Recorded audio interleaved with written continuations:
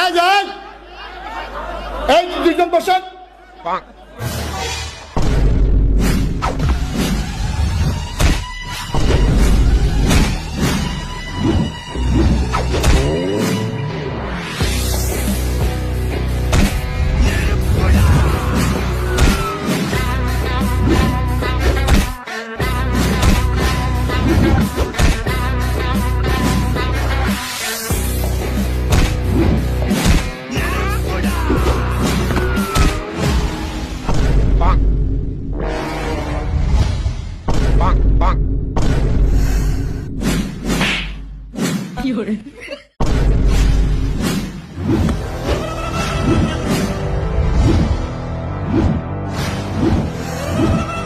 কি এটা কি অন্য হুজুরের মাহফিলের মতো লাগতেছে?